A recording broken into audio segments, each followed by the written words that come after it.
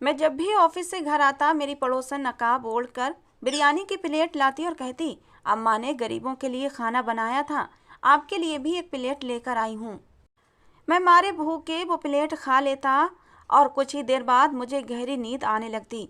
एक दिन सोकर उठा तो पड़ोसन का नकाब मेरे कमरे में रखा हुआ था।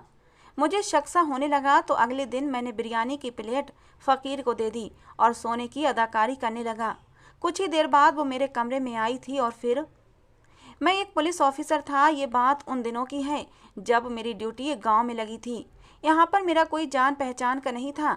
मैंने रहने के लिए सर्वेंट क्वार्टर की बजाय अंदरूनी शहर में रहना सही समझा था, क्योंकि मैं गांव में रहकर जिंदगी नहीं गुजार सकता था। सर्दियों के दिन थे। एक कमरे और छोटे से आंगन का मकान मुझे एक पुराने से इलाके में मिल भी गया था। मैंने बस ज़रूरत की ही चीज़ें घर पर रखी थीं। पूरा दिन मेरा पुलिस स्टेशन में ही गुजरता था या फिर ड्यूटी पर। मुझे ना ढंग से खाने पीने का होश था और ना कोई मेरे खाने की रूटीन थी। कभी दिन में भाग दौड़ लग जाती तो कभी रात को मुंह अंधेरे निकलना पड़ता। एक दिन घर आया तो भूख के मारे चक्कर से आ रहे थे। मैंने जल्दी से किचन में गया, देखा वहाँ बस अंडा और प्याज ही मौजूद थे। सोचा इन्हीं का ऑमलेट बनाकर खाकर गुजारा कर लूँगा, लेकिन उसका भी सामान पूरा नहीं था क्योंकि घर में तेल और मिर्च नहीं था। मजबूरन मुझे पड़ोस के घर का दरवाज़ा बजाना पड़ा। एक खूबसूरत सी लड़की ने दरवाज़ा खोला। मुझे देखकर कुछ हैरान हुई, फिर दुपट्टे से अपना चेहरा छुपाए बिना मेरी बात सुने अंदर चली गई। उसके बाद एक बड़ी उम्र की औरत बाहर आई थी। मुझे देखकर माथे पर बल चढ़ाए पूछने लगी, कौन हो? मैंने कहा, मैं बराबर वाले घर में शिफ्ट हुआ हूँ और मुझे तेल और मिर्च चाहिए। मेरी बात पर उसने एक अजीब सी नज़र मेरे ऊपर डाली, मुझे सर से पैर तक घूरा। कहने लगी, रुको मैं लेकर आती हूँ। कुछ देर बाद मुझे उसने मिर्च और एक कटोरी में तेल लाकर दे दिया था। मैं घर वापस आया, खाना बनाया और खाकर सो गया। बात आई गई हो गई थी, लेकिन जिस लड़की ने दरवाज़ा खोला था उसका सुंदर सरापा मेरी आंखों के सामने से हट नहीं रहा था। जी चाहता उसको एक बार फिर से देखूं। एक बार मेरी शाम को ड्यूटी जल्दी ख़त्म हो गई। मैं घर आ रहा था जब वही बूढ़ी औरत दोनों हाथों में सब्जी के थैले पकड़े, सर्दी के मौसम में भी पसीने से भीगी हुई, धीरे धीरे चलते हुए अपने घर की तरफ जा रही थी। अभी गली की शुरुआत थी, काफ़ी लंबा रास्ता था और उसका घर सबसे आखिर में था। हमदर्दी के नाते मैंने उसके पास जाकर कहा, अम्मा जी ये मुझे दे दें, मैं आपके घर तक छोड़ देता हूँ। पहले तो वो मुझे गौर से देखने लगी, फिर पहचान कर सारा सामान मुझे पकड़ा दिया और सुकून के लंबे सांस भरने लगी। एक हुंकार सा भरकर कहने लगी, ये बुढ़ापा भी अपने साथ ना जाने कितनी बीमारियां लाता है कि इंसान चलने फिरने से भी रह जाता है। मैंने उसकी बात पर हाँ में सिर हिलाया। कहा, अम्मा जी आप बिल्कुल ठीक कहती हैं। और फिर तो अम्मा जी की ख़त्म ना होने वाली बातें शुरू हो चुकी थीं। कहने लगी, जवानी में सारे घर का काम किया करती थी, मजाल है कभी थक जाऊं, लेकिन जब से 50 की उम्र आई है घुटनों का दर्द जान को आ गया है। उस पर जवान जहान बेटा भी है, लेकिन निकम्मा और हड्ड हराम। ये कहकर वो मुझे देखने लगी और गुस्से से बोली, 2 जवान बेटियां हैं मेरी और एक ही बेटा है। बड़ी मिन्नत और मुरादों से पाया है। भगवान से प्रार्थना की थी, भगवान मुझे एक बेटा दे दे, मैं रोज़ गरीबों को खाना खिलाया करूँगी। वैसे तो बड़ा ही प्यारा बेटा है मेरा, लेकिन एक नंबर का आलसी और निकम्मा है। मजाल है जो कभी घर का सौदा वगैरह भी ला दे। बस नौकरी पर जाता है और शाम को ही लौट कर आता है और नखरे ऐसे दिखाता है जैसे पुलिस में अफसर लग गया हो। कम बखत को कह दूं कि जा बाजार से सामान लेकर आ, तो कहता है, अम्मा मैं जाता हुआ क्या अच्छा लगूंगा, दफ्तर में नौकरी करता हूँ, लोगों में बड़ी इज्जत और रौब है मेरा। मैं सब्जी और दालें उठाकर घर लाऊंगा तो मोहल्ले वाले क्या सोचेंगे। ना बाबा ना, मैं नहीं जाता। है मैं कहती हूँ आग लगे ऐसी अफसरी को जो घर के 4 काम भी ना करे। अम्मा जी की जबान अपने दरवाजे के पास जाकर ही बंद हुई थी। घर का दरवाजा बजाकर वो मुझे धन्यवाद करती हुई मेरे हाथ से सामान लेकर अंदर की तरफ बढ़ी थी। दरवाजा उसी हसीन लड़की ने खोला था जिसे देखकर मैं अपनी सूझबूझ खोने लगता था। मुझे देखकर वो फिर से गेट से ही वापस पलट गई थी। मैं भी वापस अपने घर जाने लगा तो अम्मा जी की पुकार पर रुकना पड़ा। अम्मा जी कहने लगी, अपनी घरवाली से कहना हमारे घर आ जाया करे। उनकी बात सुनकर मैं मुस्कुराया और कहा, अम्मा जी मेरी अभी शादी नहीं हुई, मैं यहाँ अकेला रहता हूँ, पुलिस अफसर हूँ और यहाँ मैं ड्यूटी पर तैनात हूँ। मेरी बात सुनकर अम्मा हैरत से आंखें फाड़े देख रही थीं। कहने लगी, तुम पुलिस में हो? अरे पहले क्यों नहीं बताया, मैं तो बेकार में ही तुमसे इतना सामान उठवा कर ले आई। उन्हें शायद मेरी वर्दी और पोस्ट का सुनकर शर्मिंदगी महसूस हुई थी कि वो मुझसे सामान उठवा कर लाई थी। मैंने कहा, कोई बात नहीं अम्मा जी, मैं आपके बेटे की तरह अफसरी का रौब नहीं झाड़ता। और भी कोई काम हो तो मुझे बता देना। मैं ये कहकर घर आ गया। उसके बाद रात को खाने में एक प्लेट बिरयानी की भरकर एक लड़का मुझे देने आ गया। कहने लगा, अम्मा जी ने भेजी है। रात का खाना हमारे घर से आपके लिए आ जाया करेगा, आप अपने लिए घर पर कुछ मत बनाना। वो लड़का उम्र में मुझसे काफ़ी छोटा था, लेकिन काफ़ी चंचल मिजाज का था। देखने में ही तमीज़दार लग रहा था। मैंने उसे अंदर आने के लिए कहा, लेकिन उसने कहा कि ये बिरयानी मोहल्ले में दूसरे घरों में भी देनी है, मैं बाद में आऊँगा। मैंने उसे कहा, जी ज़रूर आना। फिर मैंने दरवाज़ा बंद किया और बिरयानी खाने लगा। बिरयानी बहुत ही मज़ेदार बनी थी। पेट भर चुका था, लेकिन मन नहीं भरा था। ऊपर से उस हसीन लड़की का चेहरा आंखों के सामने आने लगा। दिमाग में आया, जरूर ये बिरयानी उसी लड़की ने बनाई होगी। खैर ये था कि मुझे अब रात के खाने की चिंता नहीं करनी पड़ती थी। कभी अम्मा जी अपने बेटे के लिए मांगी गई मन्नत को पूरा करने के लिए गरीबों को खाना खिलाती तो उनमें से मेरे लिए भी प्लेट भरकर खाना आ जाता। ऐसे ही बिना किसी बात के ही अपने बेटे के हाथ मेरे लिए खाना भेज देती थीं। आजकल मैं बहुत बिजी था।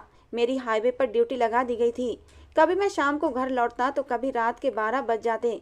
अम्मा का बेटा मुझे खाना देने जरूर आता था। फिर वो मेरे साथ बैठकर बातें भी करता रहता। बड़ा सादा मिजाज का लड़का था। ऑफिस से घर आकर बाहर कहीं नहीं जाता था। उसी से मुझे मालूम हुआ कि उसकी बड़ी बहन बीए कर चुकी है और उससे छोटी भी कॉलेज जाती है। मैंने ये जानना चाहा कि जिसको देखकर मैं अपने होश खो बैठा हूँ वो कौन से नंबर की है। इसीलिए कहा कि अम्मा जी के हाथ में तो बड़ा स्वाद है, खाने का मज़ा आ जाता है। खाना खाकर पेट भर जाता है, लेकिन नियत नहीं भरती। मैं जानना चाहता था, खाना यकीनन उसकी किसी बेटी ने ही बनाया होगा। वो लड़का हंसने लगा। कहने लगा, खाना तो मेरी बड़ी बहन बनाती है, अम्मा तो सिर्फ बातें ही बताती रहती हैं। अब तो मेरे दिल में ये उत्सुकता भी होने लगी थी कि जिसके हुस्न पर मेरा दिल मर मिटा है वो कौन सी वाली है। लेकिन अब दिल के हाथों अपनी शराफत को तो पीछे नहीं छोड़ सकता था। फिर वो घराना भी बड़ा ही संस्कारी टाइप का था। अम्मा जी की दोनों बेटियां कभी भी बिना मतलब के बाहर आते जाते मैंने नहीं देखी थीं। एक बार उनका भाई अपनी जॉब के सिलसिले में दूसरे शहर चला गया। वहाँ उसे तनख्वाह अच्छी मिल रही थी। अम्मा जी कुछ बीमार रहने लगी थीं। अब मुझे खाना उन दोनों बहनों में से ही कोई एक देने आती थी, लेकिन दरवाजे से ही खाना देती और चली जाती। मेरी बड़ी कोशिश होती कि मुझे पता चले ये कौन सी लड़की है, क्योंकि अम्मा जी की दोनों बेटियां ही अपने आप को छुपाकर मेरे घर तक आती थीं। बड़ी सी चादर में वो अपने आप को छुपाए होती थीं और चेहरे पर भी घूंघट किया होता।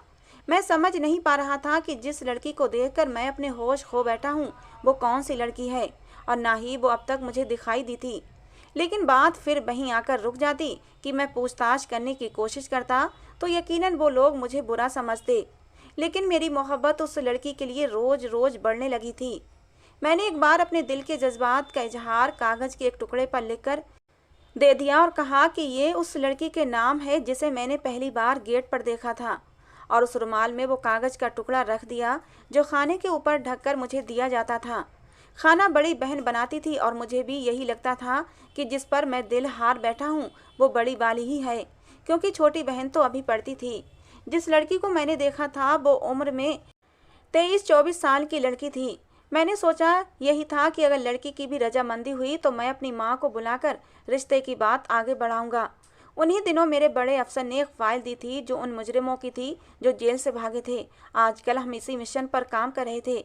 वो फाइल हमारे लिए बहुत इम्पोर्टेंट थी, क्योंकि उसमें उन सब मुजरिमों की तस्वीरें और डिटेल्स मौजूद थीं। खैर मेरे घर पर कोई मौजूद नहीं होता था, इसलिए फ़ाइल इधर उधर होने का डर नहीं था। मैंने वो फ़ाइल अपनी अलमारी में रख दी। आज भी मुझे खाना देने एक लड़की आई थी। कौन सी आई थी मुझे नहीं पता। दरवाजे पर से ही खाने की ट्रे पकड़ाकर वो पलट गई थी, लेकिन अचानक ही मुड़कर बोली, आपका जवाब इसमें मौजूद है। मैं सुनकर हैरान हुआ कि कहीं वो मेरी बात पर गुस्सा न हो जाए, क्योंकि लड़की के बोलने का अंदाज थोड़ा तीखा था। मैंने जल्दी से ट्रे टेबल पर रखी, देखा गरम गरम बिरयानी से भाप उठ रही थी। मैंने प्लेट उठाकर नीचे देखा तो एक कागज का टुकड़ा मौजूद था। मैंने धड़कते दिल के साथ उसे पढ़ा। उसमें उस लड़की ने अपनी मोहब्बत का इजहार किया था और यह भी कहा था कि मैं अम्मा जी की छोटी बेटी हूँ जो रोज़ खाना देने भी आती हूँ, और उस दिन दरवाज़ा मैंने ही खोला था और आपने मुझे ही देखा था। मुझे तो यकीन ही नहीं आ रहा था। खैर मैं खुश था कि वो लड़की भी मुझे पसंद करती है। एक बार मैं जल्दी ही शाम को लौट आया, इसलिए खाना लेने खुद उनके घर पर चला गया। दरवाज़ा उसी लड़की ने खोला था जिसने आजकल मेरी नींदें और मेरे दिल का चैन चुराया हुआ था। उसका चेहरा मेरी आंखों में बस गया था। उसे मैं किसी तरह भूल नहीं सकता था। जैसे ही उसकी और मेरी नज़रों का टकराव हुआ था, वो मुझे देखकर मुस्कुराई भी थी। कहने लगी, आप यहीं रुकें, आजकल अम्मा जी की तबीयत ठीक नहीं रहती, इसलिए खाना मैं आपको दे देती हूँ। उसके कहने का अंदाज बड़ा ही धीमा और मीठा था। ऐसा लगा कि जैसे दिल में उतरता चला गया हो। लेकिन थोड़ी देर बाद जब वो मुझे खाना देने आई तो चादर के पल्लू से मुंह छुपाए हुए थी। कहने लगी, आपने परेशानी क्यों की, मैं रोज़ आपके लिए लेकर तो आती हूँ। लेकिन इस बार उसके कहने का अंदाज थोड़ा तेज था। हाँ, आवाज़ वैसी ही थी। मैंने बहाना कर दिया कि मुझे भूख लगी थी, इसलिए जल्दी आ गया। खाने की ट्रे देते हुए वो धीरे से बोली कि इसमें मेरा फ़ोन नंबर मौजूद है। मैंने घर आकर उसका नंबर अपने फ़ोन में सेव किया और अब हमारी बातचीत शुरू हो गई थी। मैं उसे बताने लगा कि पहली नज़र में ही वो मेरे दिल में घर कर गई थी। ये सुनकर वो मुस्कुराने लगी। मैंने ये भी कहा कि मैं उसे बहुत मोहब्बत करता हूँ और बहुत जल्दी ही उसके लिए अपना रिश्ता भी भेजूँगा। वो कहने लगी, अभी मेरी बड़ी बहन की शादी नहीं हुई और अम्मा जी उसे छोड़कर मेरी शादी नहीं करेंगी। मैंने कहा, कोई बात नहीं, मैं इंतज़ार कर सकता हूँ। फिर बातों ही बातों में मैंने कहा, तुम्हारी बड़ी बहन के हाथों में तो बहुत ही स्वाद है, तुम भी उसे खाना बनाना सीख लो। कहने लगी, खाना तो मैं ही बनाती हूँ, बस अम्मा जी नाम बड़ी बहन का लगा देती हैं ताकि उससे पहले कहीं मैं किसी को पसंद ना आ जाऊँ, क्योंकि बड़ी बहन मुझसे कम खूबसूरत है। खैर, सिलसिला यूं ही चल निकला था। वो मुझे खाना देने आती लेकिन रुकती नहीं थी, फौरन वापस पलट जाती। मैं चाहता वो कुछ देर रुककर मुझसे बातें करे और अपने चेहरे से नकाब हटाए और मुझे अपने खूबसूरत चेहरे का दीदार करा दे, लेकिन वो रुकती नहीं थी, फौरन चली जाती, कहती फ़ोन पर बात करना। एक बार रात के 3 बजे मेरा दरवाज़ा ज़ोर से धड़धड़ाया गया था। मैं हड़बड़ाकर उठ बैठा, जल्दी से कमरे से निकलकर आंगन में आया तो एक लड़की दरवाज़ा खोलने के लिए कह रही थी। आवाज़ से लग रहा था बहुत परेशान हो। मैंने दरवाज़ा खोला तो ये वही लड़की थी और रो रही थी। इस बार उसने अपने चेहरे पर नकाब नहीं किया था। रो रो कर उसकी गुलाबी आंखें और भी लाल हो गई थीं। नाक और गाल भी लाल टमाटर जैसे हो रहे थे। कहने लगी, मेरी अम्मा की तबीयत अचानक से बिगड़ गई है, उन्हें अस्पताल लेकर जाना है। मैंने जल्दी से चप्पल पहनी, बाहर निकल कर आया और रोड से टैक्सी ली और अम्मा जी को सहारा देकर अस्पताल ले गया। अम्मा जी अपने सीने पर हाथ रखे करा रही थीं। वो लड़की भी अम्मा जी के साथ टैक्सी में बैठ गई। बहुत ज़्यादा परेशान थी। अम्मा जी को अंजाइना का अटैक आया था। पूरी रात वो आईसीयू के कमरे में पड़ी रही थीं और वो लड़की रो रो कर बेहाल हुई जा रही थी। उसकी आंखें रोते रोते सूज चुकी थीं। रोते हुए बार बार प्रार्थना कर रही थी, हे भगवान, मेरी अम्मा जी को कुछ ना हो। खामोशी से बैठा मैं उसे देखता रहा। हालांकि मैं भी काफ़ी परेशान था। सुबह तक उसका भाई भी आ गया था। अम्मा जी 2 दिन तक हॉस्पिटल में रहीं। उसके बाद घर आ गईं। काफ़ी कमज़ोर भी हो चुकी थीं। एक बार मुझे अपने घर बुलाकर कहने लगीं, बेटा बात कुछ ठीक नहीं है, लेकिन मैं तुम्हें अपने बेटों की तरह समझती हूँ।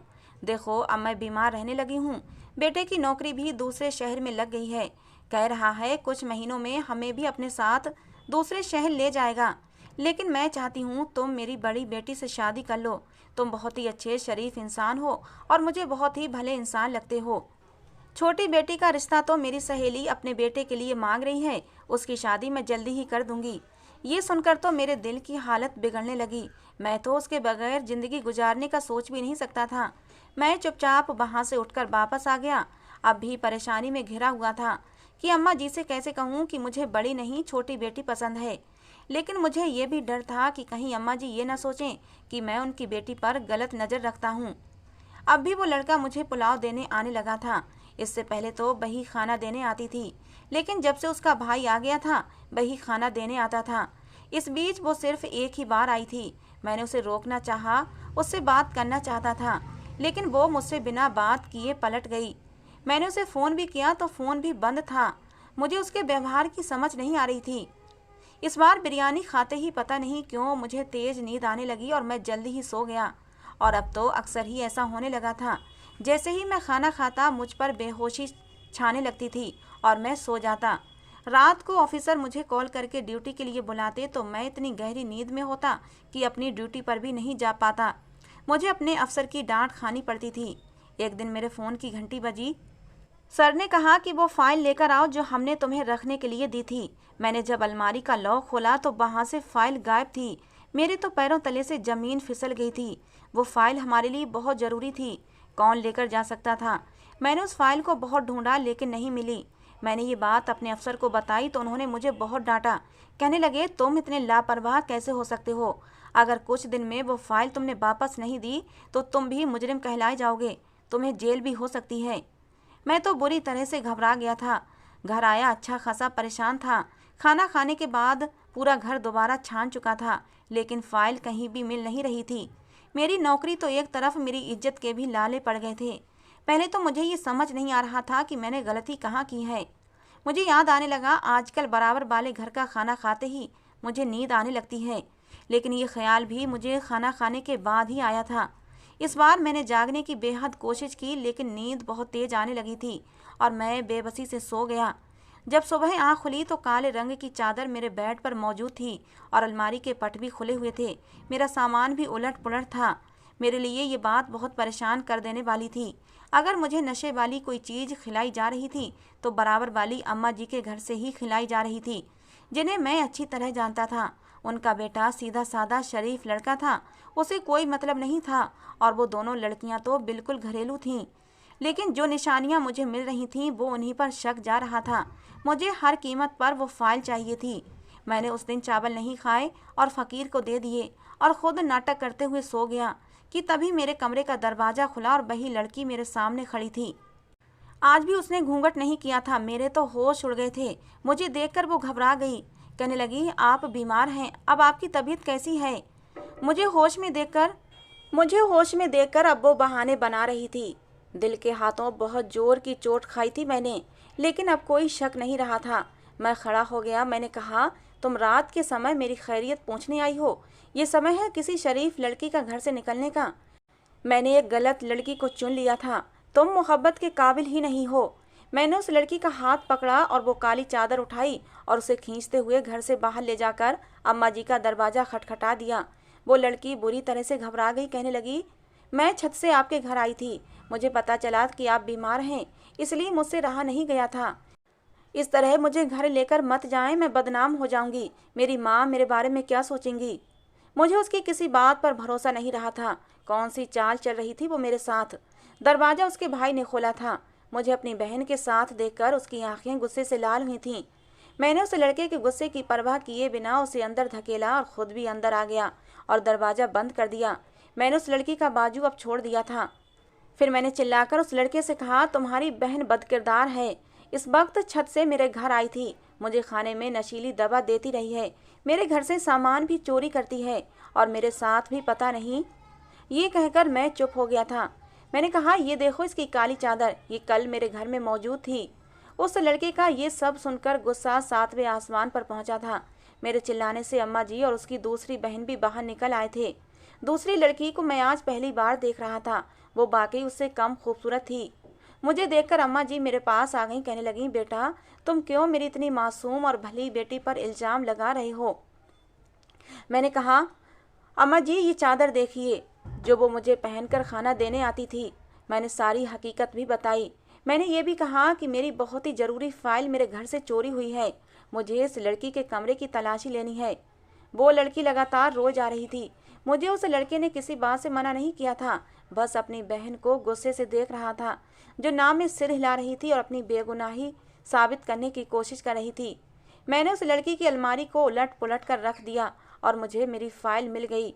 मैंने वो फाइल सबको दिखाई। मैंने कहा, ये किसी मुजरिम के गिरोह में शामिल है, तभी इसने ये फाइल चुराई है। वो बार बार मना करती रही कि उसने कुछ नहीं चुराया। अम्मा जी बेहाल होकर कुर्सी पर बैठ गईं। मैंने कहा, मैं फ़ोन करके अभी पुलिस को बुलाता हूँ, लेकिन उस लड़के और अम्मा जी ने मुझे कस्में और वादे देकर रोक दिया कि उनकी इज्जत का जनाजा निकल जाएगा। मुझे इस वक्त सिर्फ अम्मा जी का ख्याल था, इसलिए मैं अपनी फ़ाइल लेकर चला गया। अगले दिन वो लोग घर छोड़कर जा चुके थे। मेरी नौकरी भी बच गई थी। मैंने अफसर से कहा कि मेरे घर में कहीं फ़ाइल रखी थी और मैं भूल गया था। बात ख़त्म हो गई थी। मुझे उस बात का बहुत अफसोस हुआ था। 10 साल आगे का समय गुजर गया था और मैंने शादी भी कर ली थी, लेकिन मेरी ज़िंदगी में एक भयानक हादसा हुआ था कि एक एक्सीडेंट में मेरी पत्नी मुझे और मेरी बेटी को इस दुनिया में छोड़कर जा चुकी थी और अब मैं अपनी बेटी के साथ अकेला रहता हूँ। हाँ, मैंने अपनी माँ को गांव से बुला लिया है, क्योंकि जब मेरी पत्नी मरी थी उस समय मेरी बेटी 5 साल की थी और उसकी देखभाल के लिए कोई नहीं था।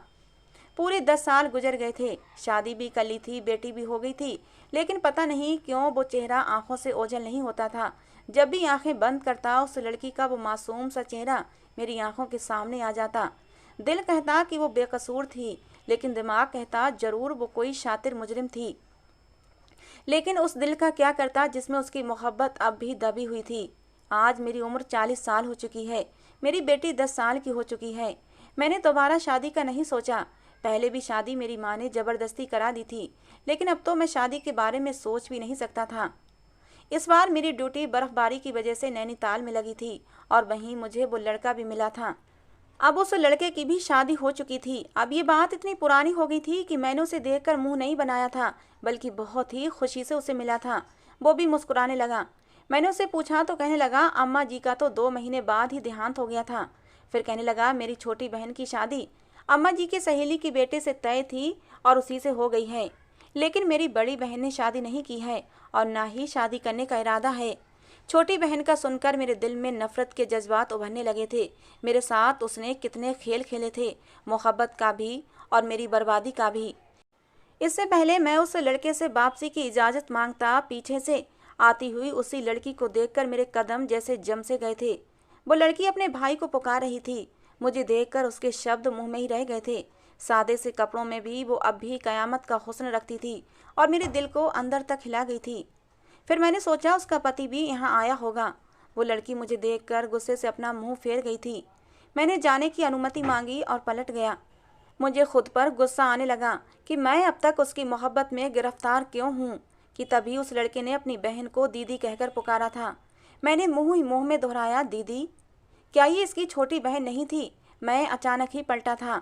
वो लड़का उसे दीदी कहकर बात कर रहा था और मेरे होश उड़ गए थे।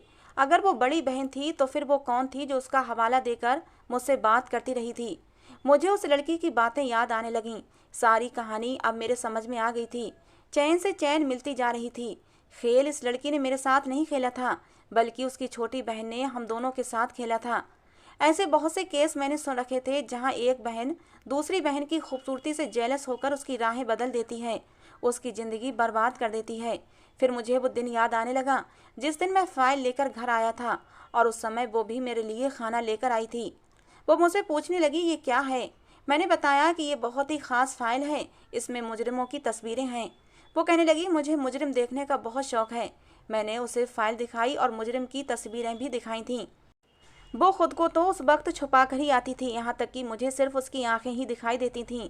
ये बात मेरे लिए कोई इतनी अहम नहीं थी, लेकिन शायद उसे ये पता चल गया था कि ये फ़ाइल मेरे लिए बहुत ज़रूरी है, इसलिए वो मुझे नशे की दवा देने लगी थी और फ़ाइल उसने मेरे कमरे से चुराकर अपनी बहन की अलमारी में छुपा दी और उसी की काली चादर मेरे कमरे में छोड़ दी ताकि मेरा शक उसकी बहन पर चला जाए। सारा किस्सा मैं समझ गया था। मैं जिससे मोहब्बत करता था वो छोटी नहीं बल्कि बड़ी वाली बहन थी, और उस छोटी वाली लड़की को भी पता चल गया था कि मैं उसकी बड़ी बहन से मोहब्बत करता हूँ और ये बात उसे गवारा नहीं हुई थी। इसलिए उसने मेरी और अपनी बहन की राहें अलग कर दी थीं और मुझे उससे मिलने नहीं दिया था। मेरे दिल में दबी मोहब्बत फिर से तड़प उठी थी। मेरा जी चाहा काश एक बार उस लड़की से बात कर लेता, उसकी बात सुन लेता। उसकी आंखों में उस समय कितने आंसू थे। मैंने उसकी आंखों में अपने लिए मोहब्बत भी देखी थी। शायद वो भी मुझे चाहती थी, इसीलिए उसकी बहन ने उसे ये झूठ कहा होगा कि मैं बीमार हूँ और उससे रहा नहीं गया होगा, इसीलिए वो मुझे देखने आई थी।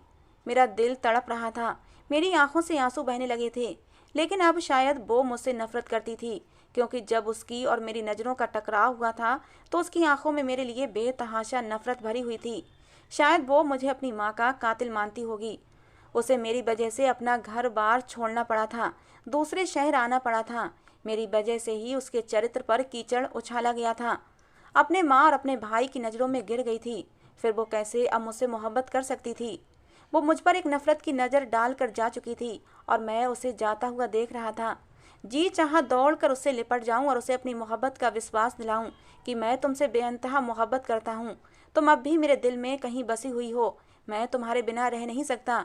लेकिन समय का पहिया काफ़ी आगे बढ़ चुका था। चाहकर भी मैं अपने कदम उसकी तरफ बढ़ा नहीं पा रहा था। वो मेरी आंखों से धीरे धीरे ओझल होती चली जा रही थी। मैं घर आया तो मैंने खुद को कमरे में बंद कर लिया। पूरी रात मेरी आंखों से आंसू बहते रहे थे। मैं चाह कर भी अपने आंसुओं को रोक नहीं पा रहा था। रोते रोते मेरी आंखें लाल हो गई थीं। सुबह उठा तो मेरी माँ मेरी हालत देखकर परेशान हुई थीं।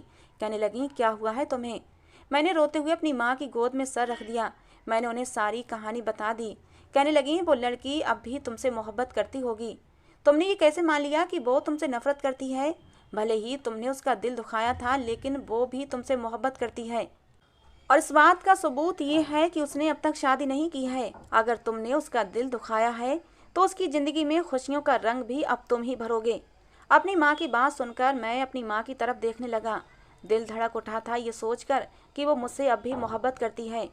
शायद मेरी माँ सच कह रही थी, वो मुझसे अब भी मोहब्बत करती है, वरना वो शादी करके अपना घर बसा चुकी होती। मेरी माँ ने मुझे कहा, उसके घर का पता दो, मैं उसे अपनी बहू बनाकर लाऊंगी और हम दोनों मिलकर उसकी ज़िंदगी में खुशियों के रंग भर देंगे। इतने साल उसने जिस दर्द से गुजारे हैं उस सब की भरपाई कर देंगे। मेरे दिल को एक सुकून सा आ गया था। मैंने उसके घर का एड्रेस माँ के हाथ में थमा दिया, जो उसके भाई ने मुझे ये कहकर दिया था कि कभी हमारे घर चाय पर आना। और मैंने सुकून से आंखें बंद कर ली और अपनी माँ की गोद में लेट गया था। जिंदगी की आने वाली खुशियों को सोचकर मेरे चेहरे पर खुद ब खुद मुस्कुराहट फैल गई थी। देर से ही सही, लेकिन मेरा महबूब मुझे मिलने वाला था और मुझे विश्वास था वो इनकार नहीं करेगी। और शादी की पहली रात जब मैंने उसका घूंघट उठाया तो उसने गुस्से से मुझे पीछे धकेल दिया था। कहने लगी, तुम बहुत बुरे हो, तुमने मेरा दिल बहुत दुखाया है, मैं तुमसे कभी बात नहीं करूंगी। मैंने हंसते हुए उसे दोबारा अपनी बाहों में समेट लिया था। मैंने कहा, बात नहीं करोगी तो शादी के लिए हाँ क्यों की थी? मेरा ये कहना था कि वो तड़प कर मेरे सीने में मुंह छुपा गई थी और फूट फूट कर रोने लगी। कहने लगी, इसलिए कि मैंने तुमसे मोहब्बत की है, मोहब्बत नहीं इश्क किया है तुमसे। और अब अगर तुमने मेरा दिल दुखाया तो सच्ची मर जाऊंगी, मैं जी नहीं पाऊंगी तुम्हारी बेरुखी सहकर। मैंने उसे कसकर अपनी बाहों में भर लिया था और अपनी मोहब्बत का विश्वास दिलाया था। गम के बादल छट गए थे, जिंदगी में सिर्फ खुशियां ही खुशियां थीं। दोस्तों, आज की हमारी ये कहानी कैसी लगी ज़रूर बताना। पसंद आई हो तो प्लीज़ लाइक करना। रोज़ एक नई कहानी सुनने के लिए हमारे चैनल को भी सब्सक्राइब करना। मिलते हैं दोस्तों अगली किसी नई कहानी के साथ।